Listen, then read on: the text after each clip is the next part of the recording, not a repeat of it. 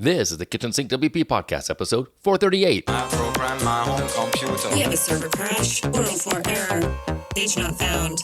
Links aren't working. System is crashing. System is crashing. System is crashing. Your old HTML website. Barely alive. We have the technology. We have WordPress. A new website. Better than it was before. Better. Stronger. Faster.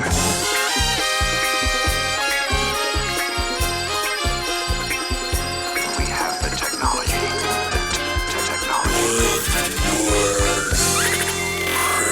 Why, hello everybody, this is Adam Silver, the host of the Kitchen Sink WP podcast. Thanks for being here. Let's get started. All right, upcoming events. We have no WordCamps next weekend, but I just came back from a 2-3 day trip up to Minneapolis, Minnesota, and had a great time. Hung out with my friend Jessie and her company.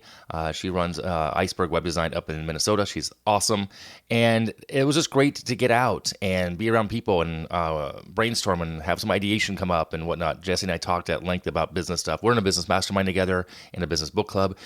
But it's the first time I've met her in person, actually. Ironically enough, we've been at the same events over the past many years, but never met in person. It was kind of weird. Anyway, it was great. So my advice is if you can, get out there, kind of create a one-day getaway for yourself and maybe one or two other people, and just kind of co-work somewhere and just hang. Because honestly, coming back, I am recharged and re-energized, and I'm looking forward to doing some things and putting some things out there, including content. So create your own little excursion if you can. Not easy for everybody, I get that, but even just get away for a day.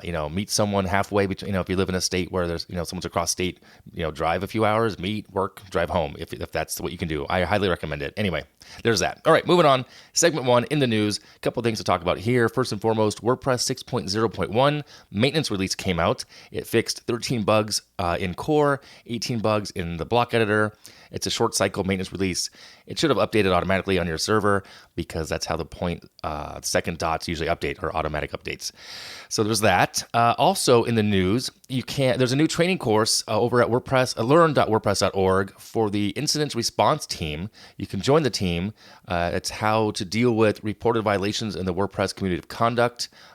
So it's a great way to kind of get prepared and get up to speed on how to deal with that issue when a WordPress event comes back to your area. If you want to be on that team, I'm actually going to look at that myself.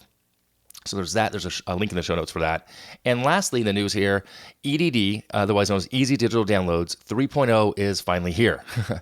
It's 4 years later since I have mentioned it last, I believe, but it's here. If you recall, if you've been listening to the podcast for a while, I was actually going to be building a course with it back in, I think it was 2018. Yeah, it was. And kind of with the blessing of Sandhills and an email going out, letting people know and pre-selling it. And I had some sales, which I've since refunded because it got delayed quite a bit. I guess I did a whole rewrite. There's a link in the show notes about what's new about it. I might revisit it once again.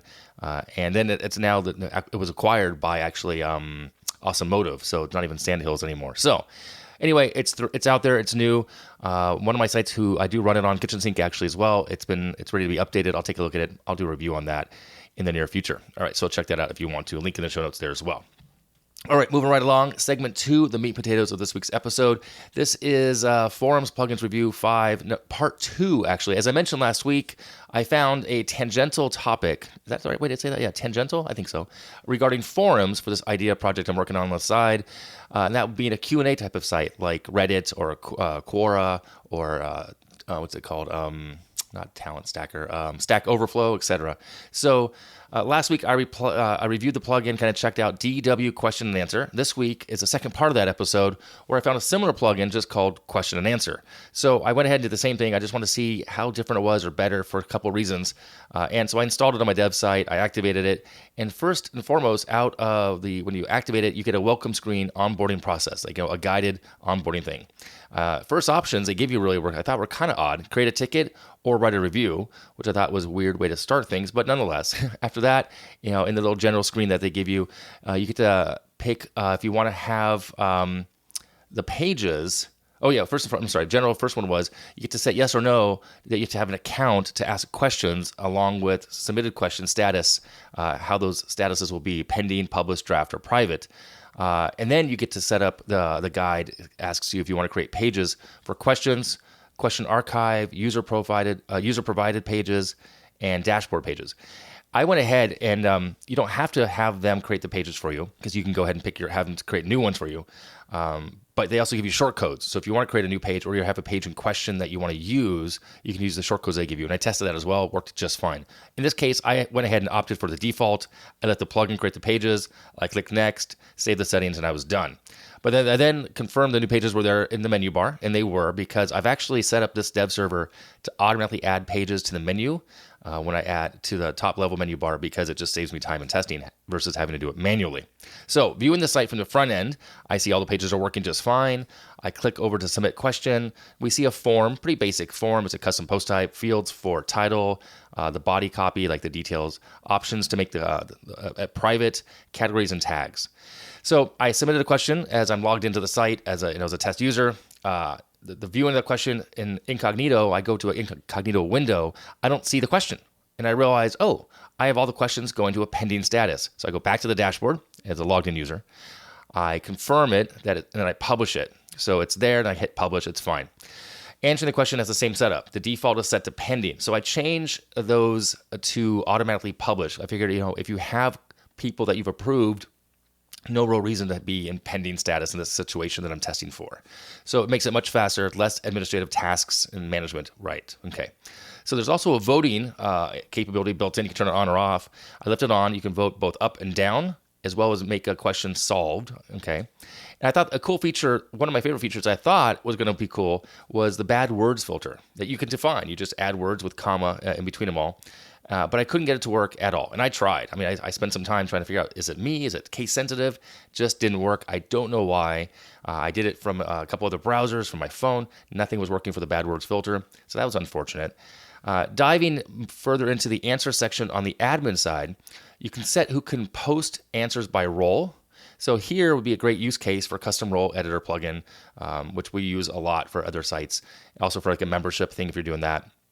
So same thing for a lot of the settings, like so custom role editor plugin would be great there. But who can post by answer by role, and who can answer questions by role? So you can set those up. On this dev server in question, I have a whole bunch of different roles from past plugins, from e-commerce, from shopping carts that didn't remove those roles. So you could use those if you wanted to, but I would not recommend that. That'd be kind of weird and kind of confusing, I think. So anyway, what else? So overall, very similar to last week's plugin, but actually I think a bit cleaner in interface design. The UX UI was just better overall, and just simpler. I liked it a lot better. That and the fact that it's been updated just a month ago versus last week's was like 3+ years. I think this is a better way to go. And again, this is just called a question and answer. I'll link to it, of course, in the show notes. If you want to go check it out, you can. I really did like it, and I definitely see a reason for this, or a purpose. You can turn off the answers. You can turn off, a lot of that stuff. So if you just want to have it a default, more robust or deeper, FAQ, that could be used for that as well. Searching worked just fine, but it wasn't the Ajax enabled type of search. You didn't see that things pop up as we did last week. So there was that, but nonetheless, anyway. So there you have it. Quick little diversion from forum plugins over to like a Quora, Stack Overflow, Reddit type of thing, where a Q&A could be interesting as an option there. So instead of a forum per se. All right, moving on. Tip and tool of the week for segment 3. This week's tip, it's a website called Autodraw.com. Pretty cool little site. Learned about this actually up in Minneapolis, and it lets you freehand sketch something with a mouse or your trackpad, or I guess if you had a tablet of some sort, like a Wacom tablet connected, and then it automatically suggests icons or the shape of what it should be, a happy face. So you can draw really ugly, if you will, and it'll kind of give you some icons that you can then, it'll replace it with you. It's free. Check it out over at autodraw.com. Might be useful, kind of neat. Anyway, there you go. All right, I'm going to wrap it up here. If you have any questions, go ahead, send it in via email, adam@KitchensinkWP.com, or use that SpeakPipe function on the website. And actually, next week is a Q&A episode, so I would love to have your questions. Send them in. That'd be awesome. You can support the show, become a Patreon. There's a KitchensinkWP.com/Patreon link there. You can sponsor the show. There's a form on the website. Thanks for listening. See you next week. Now go out and do some awesome things with WordPress. All right, bye-bye.